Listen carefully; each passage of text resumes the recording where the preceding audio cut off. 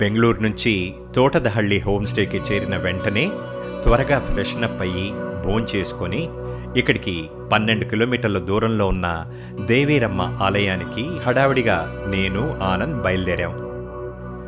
ఇప్పుడు టైం సాయంకాలం 5 అయింది.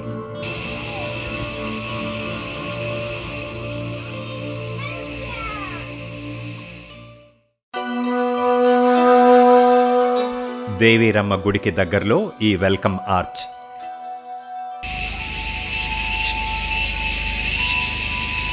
అదిగోండి దూరంగా దేవీరమ్మ ఆలయం అంటే చాముండేశ్వరి మాత గుడి. ఈ అందమైన గుడి దేవీరమ్మ పర్వతం కిందే ఉంది. మనకు కుడివైపు కనపడుతున్నది ఆ పర్వతం. మేఘాలతో కప్పేయబడి ఉంది. పూర్తిగా మనం కొండను చూడలేకపోతున్నాం. ఈ పర్వతాల్ని, దట్టమైన మబ్బుల్ని, పచ్చదనాన్ని చూస్తుంటే నాకైతే పిచ్చెక్కుతోంది.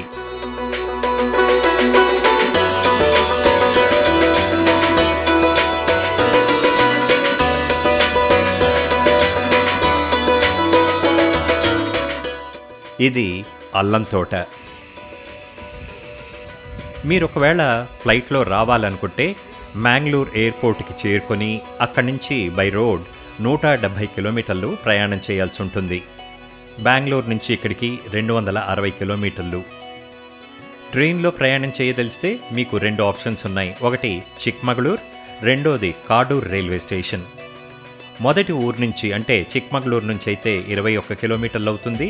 కాడూరు నుంచి అయితే 33 కిలోమీటర్లు అవుతుంది. లేదా మీరు మీ సొంత వాహనంలో రావచ్చు మాలాగా. దేవీరమ్మ ఆలయం ఇక్కడ వెలిసి 800 సంవత్సరాలైందంట. అయితే ఇప్పుడు మనం చూస్తున్నది మాత్రం కొత్తగా నిర్మించిన ఆలయ ప్రాంగణం.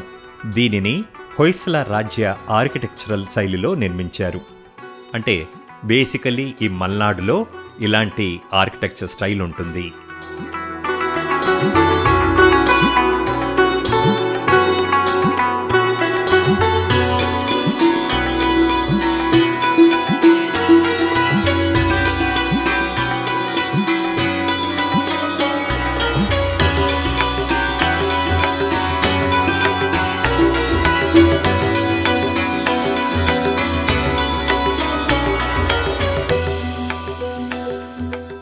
ఈ ఆలయంలో 3 దేవతలున్నారు. ఆలయం మధ్యలో చాముండేశ్వరి మాత, ఇంకోవైపు మాత అన్నపూర్ణేశ్వరి, ఇంకోవైపు మహాలక్ష్మి. ఈ స్థల పురాణం ప్రకారం చాముండేశ్వరి మాత లేదా భద్రకాళి మహిషాసుర మర్దిని తర్వాత తన కోపాన్ని తగ్గించుకోవటానికి లేదా శాంతించడం కోసం ఈ పర్వతం మీదికి వచ్చిందట. కొద్ది రోజులకి ఆవిడ మెల్లగా శాంతించింది. ఆ తర్వాత ఆవిడ ఇప్పుడున్న ఈ ఆలయం ప్రాంగణంలోకి వచ్చి కొలువైందని అంటారు. నరక చతుర్దశి రోజున అమ్మవారిని ఈ ఆలయం నుంచి దాదాపు 1,00,000 మంది వరకు ప్రజలు పల్లకిలో ఊరేగింపుగా కొండ మీదికి తోడ్కొని వెళ్ళి ఆ రోజు అక్కడ పూజలు నిర్వహిస్తారు. మరుసటి రోజు మళ్ళీ అమ్మవారిని గుడికి తీసుకొని వస్తారు.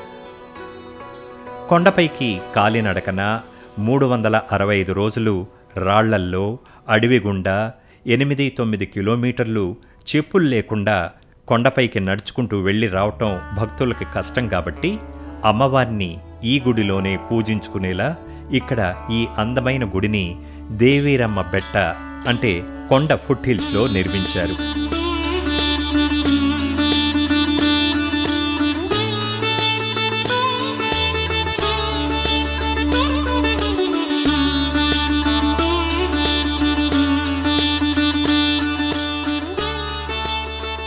గోడల మీదున్న ఫ్రెస్కోస్లో కల్పలో దేవతల ఆకారాలను ఎంతో నైపుణ్యంగా చెక్కారు శిల్పకారులు.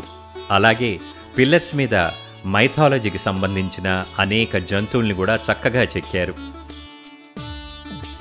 ఈ ఆలయాన్ని హొయసల వంశం లేదా రాజ్యం స్టైల్ ఆఫ్ ఆర్కిటెక్చర్లో నిర్మించారు.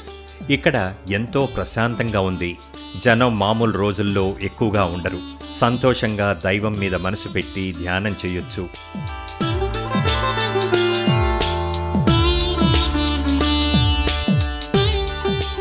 ದೇವಿನಮ್ಮ ಅಂದರೆ ಚಾಮುಂಡೇಶ್ವರಿ, ಓಕೆ. ಚಿಕ್ಕಮ್ಮ ಅಂದರೆ ಮಹಾಲಕ್ಷ್ಮಿ.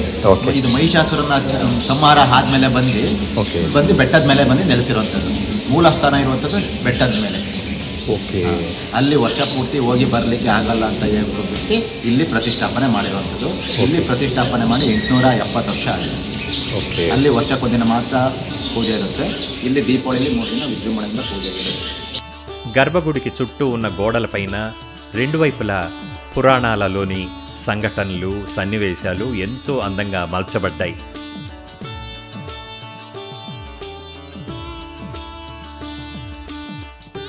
గుడికి 3 వైపులా చక్కని వరండా లాంటి నిర్మాణాలు ఎవరైనా కూర్చొని ధ్యానం చేసుకోవటానికి చాలా గొప్పగా అవకాశం కల్పిస్తుంది. ఇక్కడికి రావాల్సిన అనువైన సీజన్ అక్టోబర్ నుంచి మార్చి నెల. జూన్ నుంచి సెప్టెంబర్ వరకు దాదాపు 1800 mm వర్షం ఇక్కడ కురుస్తుంది.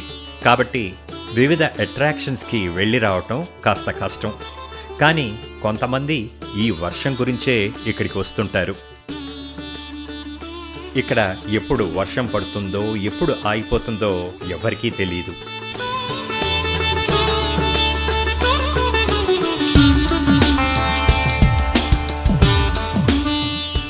ఇక్కడ బోలెడన్ని hotels, resorts, home stays, lodges ఉన్నాయి. ప్రతి ఒక్కరికి వాళ్ళ బడ్జెట్కు తగ్గట్టుగా వసతి సదుపాయాలు మనకు ఈజీగా దొరుకుతాయి. చుట్టూ వెస్టర్న్ ఘాట్స్. ఎటు చూసినా మనసును దోచే ప్రకృతి మధ్య నిర్మించిన ఈ ఆలయం వచ్చే భక్తుల మదిలో ఎప్పటికీ ఉండిపోవటం ఖాయం.